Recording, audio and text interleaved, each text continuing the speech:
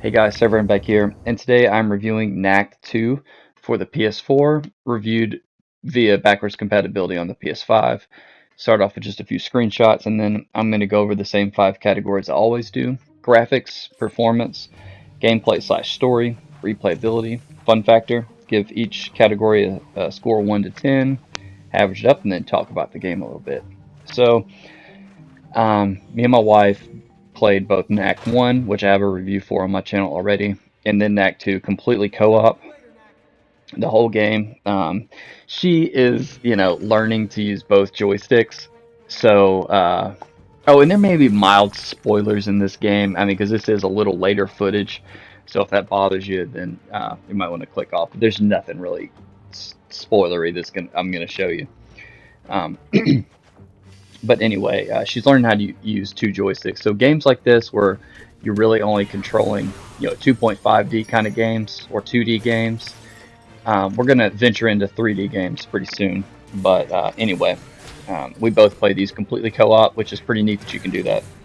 So, but we're gonna go over graphics first. I gave this an 8. I'm not quite sure what I rated the original Knack, but they look pretty similar. And 8's good. You got to consider that this is a PS4 game. And it looked really good. I like the physics effects. Like, right now we're small Knacks, but he can blow up, and then all of his pieces, you can walk through it, and the physics are really neat. I think they're pretty good graphics, so I'm happy with them. Give them an 8. Performance, like I said, I'm not. I need to go back and look at what I gave the first one, but I would have put an 8. In fact, I did put an 8 originally, but I knocked this down to a 7. Right towards the end, we had one hard crash. You'll see frame drops here and there, and then there may be like little hiccups where you'll get stuck on a platform or stuff not working as intended. But overall, it's pretty solid. There's nothing game breaking other than that one hard crash. But we were able to finish the game, so gave it a 7. Gameplay/story. So this is a platformer with some very light puzzles, easy puzzles. This is a kids game, for everyone. Good for wives, girlfriends, or kids, and it's fun. I mean, I enjoyed it.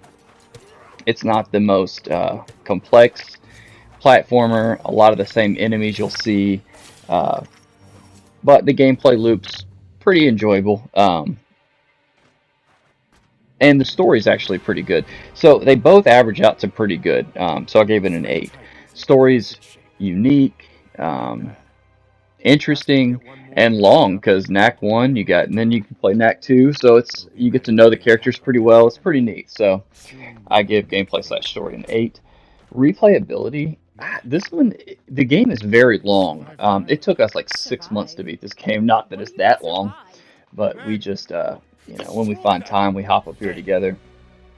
But it was so long that we had to figure out like controls again. And this last time we had played in a while. But replayability, it's a very long game. It's 15 chapters, and I need to look on like howlongtobeat.com. Says like how long it takes to beat this game, but I would guesstimate 11 to 14, maybe even 15 hours long. Especially if you're going for all the collectibles, because my wife likes to go in every nook and cranny, and there's a lot of collectibles to find in this game, so that adds to the replayability.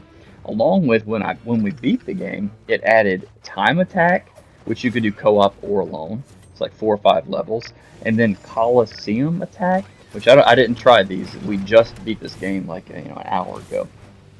Both of those you can do co-op or alone, which that adds a whole. So you can replay this game a few different times. You unlock like new knacks, like with new abilities, which we didn't check out. So this game has a surprising amount of content, and I don't know what you get this game for. I bought this years ago and just now getting around to playing it. But I don't think these were very popular games, so I'm sure you can find them for $19 new, or maybe even like $10 in a bargain bin somewhere, and they're definitely worth that. So I gave replayability a 7.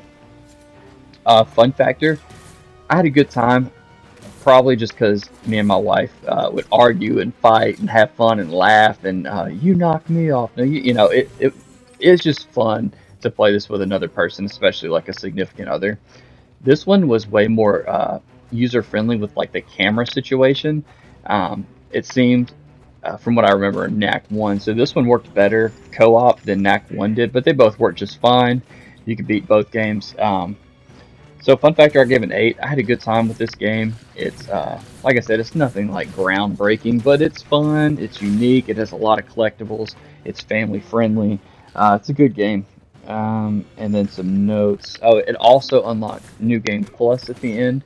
So you've got a bunch of different modes, I mean, this is not just a simple platform from A to B. It has a pretty deep story with characters you get to know, moves you learn. It has a skill tree. It's pretty sweet, you know, for a game that nobody cared about, I guess. I love going to watch reviews after I review them. And this game, who knows when it got released, 10 years ago probably. So I don't expect this to get a whole lot of views or anything, but um, I'm looking forward to going to see what other people thought about it. But anyway, oh, and they have what do they call quick time events in this game as well? That she's trying to learn the buttons. It was cute. She was like X square, triangle, circle, X square, trying to remember the buttons because she would always mess up. It was really fun. But anyway, all these average out to a 7.6. I didn't mention that. So pretty respectable game. Great. If you just got a PS4, pick it up, man. Knack 1 and 2 are probably extremely cheap, and they're good games. But anyway, that's all I got. SirVern out.